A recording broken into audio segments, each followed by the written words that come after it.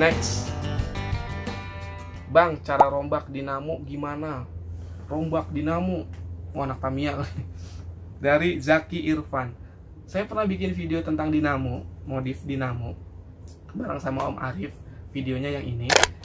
Kalau misalkan kalian mau oprek dinamo, saya sih nggak terlalu ngerti, lebih baik langsung tanya ke Om Arif, karena dia bisa ganti kabel dinamo motor, dia bisa ganti segala macam lah, mau kalian oprek atau apapun itu. Jadi langsung cekidot aja video yang ini, ada di kolom deskripsi tokonya Om Arif.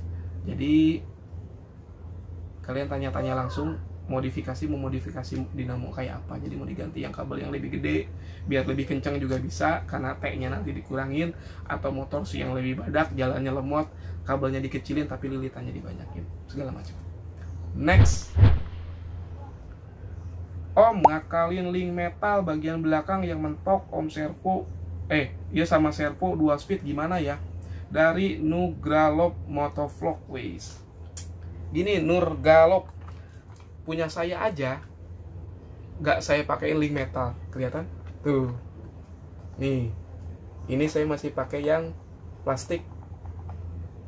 Kenapa? Karena saya nggak mau ngebengkok-bengkokin, saya nggak mau ribet. Terlalu ngebengkok-bengkokin nanti malah jadi pokoknya mah intinya mah ribuh lah, nggak mau ribuh. Jadi pakai yang plastik aja, tuh juga nggak bakal patah juga itu di situ, karena cuma buat nahan doang. Gitu. Nugralo. Dari Aryadi 21. Assalamualaikum Om. Waalaikumsalam. Mau tanya-tanya apa link rod metal WPL cocok untuk MND 99? Cucok. Semuanya cucok Om Aryadi 21, bisa dipakai plug and play kemanapun. Mau pakai C34 juga bisa. Next, dari Prabu Yudhistiro. Misi Om mau tanya lagi, cara kalibrasi ESC 320 itu gimana? Udah cari-cari di internet gak nemu. Saya nggak ngerti konsepnya kalibrasi itu kayak gimana kalau nggak pakai kartnya, karena kalau ada yang ESC pakai kart itu kayak 1080 lah, itu ada mode kalibrasinya, atau ESC yang lebih bagus lagi ada mode kalibrasinya. Tapi kalau ESC yang di bawah itu kayak 20 ampere, nah ditanyain kalibrasinya kayak apa, saya juga nggak tahu.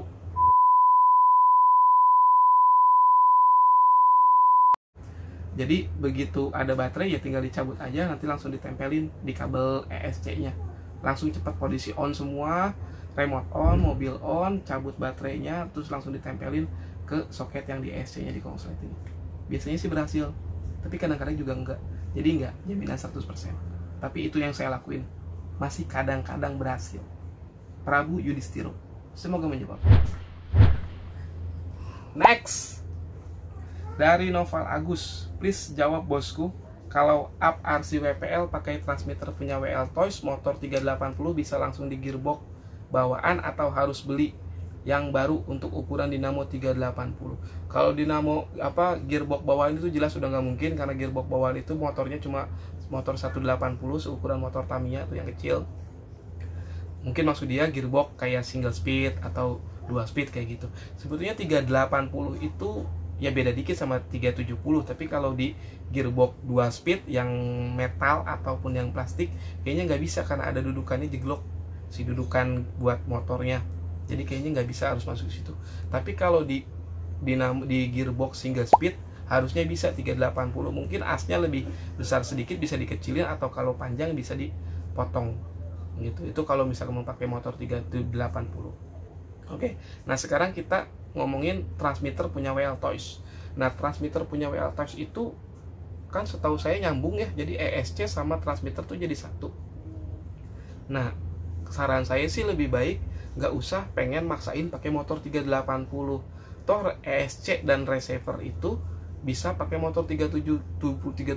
Jadi misalkan standar dinamo single speed udah motor 370 dipakein si elektriknya WL Toys itu, ya udah tinggal tempelin aja kan. Jadi motornya ya ke motor, baterai ke baterai, jadi nggak ada masalah. Itu setahu saya sih gitu, karena memang WL Toys ya compatible sama motor 370 dan tenaganya juga lumayan sih, jadi pasnya ada pastinya. Gitu, yang penting baterainya juga, balik lagi ke baterainya. Kalau masih pakai baterai yang 18M50 memang masih agak kurang. Tapi kalau dikasih baterai yang LiPo 35C gitu atau 25C minimal banget, ya saya rasa harusnya tenaganya bagus.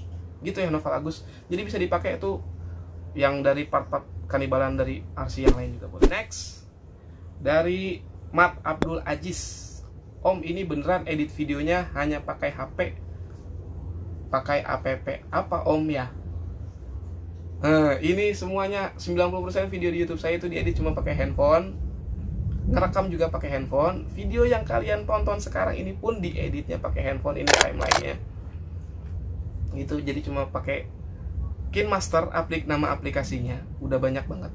Pokoknya di Play Store juga ada, kalian bisa download KineMaster gitu, termasuk video yang ini.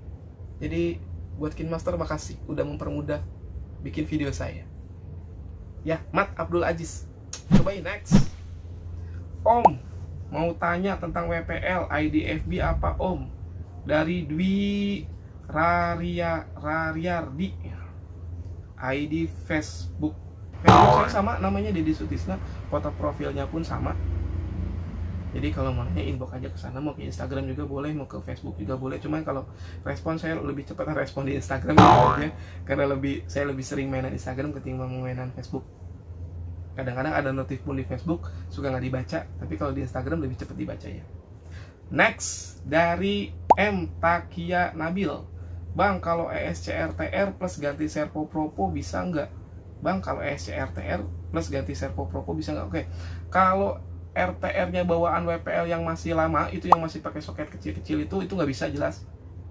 Kalian minimal itu pakai yang RTR-nya Ural. RTR-nya Ural itu ada kabel buat servo yang 3 pin. Itu deh kayak gini contohnya. Nah, itu ada servo kabel 3 pin itu bisa dipakein buat servo gitu. Kalau nggak pakai itu nggak bisa. Kalau yang 5 kabel pun ya berarti kalian harus cari servo yang 5 kabel gitu. Jadi cari sekarang ada lagi malah yang board WPL V3. Nah, itu lebih bagus karena udah Propo, udah berikut remote-nya, udah berikut boardnya juga, dan harganya lebih masuk akal tuh buat kalian yang misalkan anaknya pengen mainan yang Propo tapi murah, paketannya itu bisa pakai yang WPL board V3 gitu ya. M Tamiya Nabi. Next, dari Muhammad Arif Akbar. Bang, mau tanya gimana cara nentuin dinamo compatible sama ESC atau ESC compatible sama baterainya? Apa coba-coba aja. Oke, yang pertama itu sebetulnya kalau kamu punya banyak teman, di sekelilingnya ada teman, tanya aja, Bang pakai konfigurasi apa? Misalkan ESC1040 pakai baterai laptop, oh jalannya begini.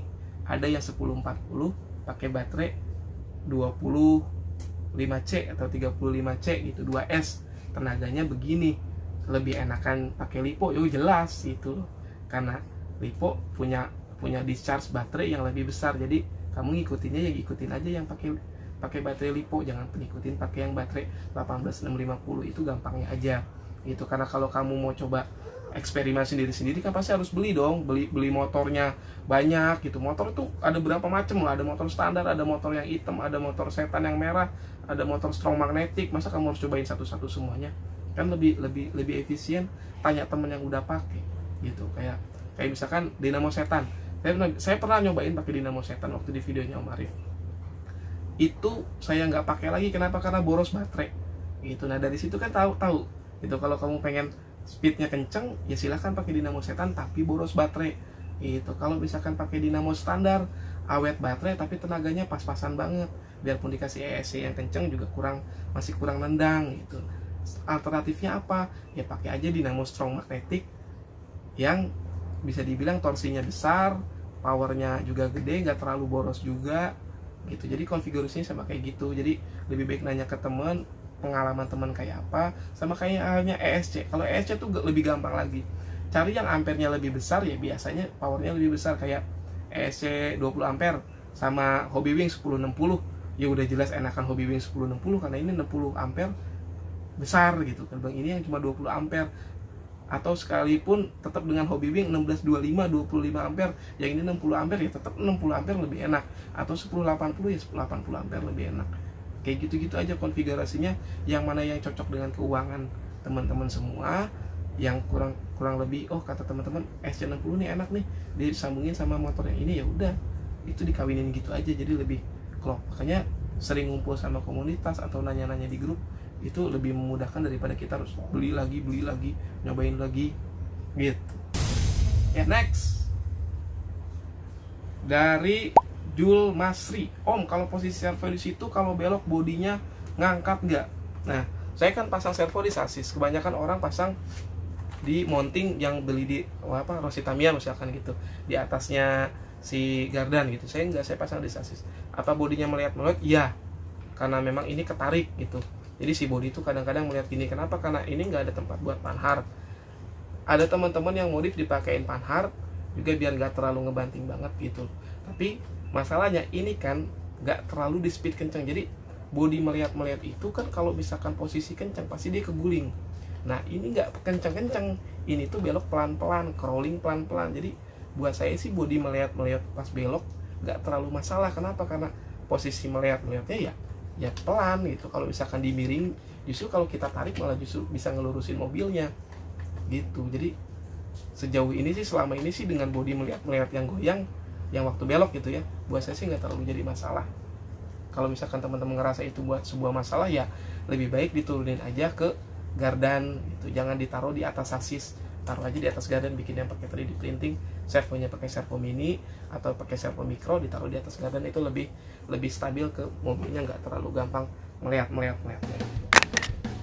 Ya udah, segitu aja dulu pertanyaan dari teman-teman yang di YouTube yang nggak sempat saya jawab, yang banyak juga nanyain hal yang sama gitu. Jadi buat kedepannya nanti kalau kalian mau nanya-nanya lagi, silahkan tulis aja di kolom komentar. Kalau yang bisa saya jawab, kalau yang nggak bisa nanti saya tanya ke teman saya yang lebih berwawasan, yang lebih tinggi dari saya, karena saya tahunya cuma sedikit. Jadi apa yang saya ngerti aja saya jawab.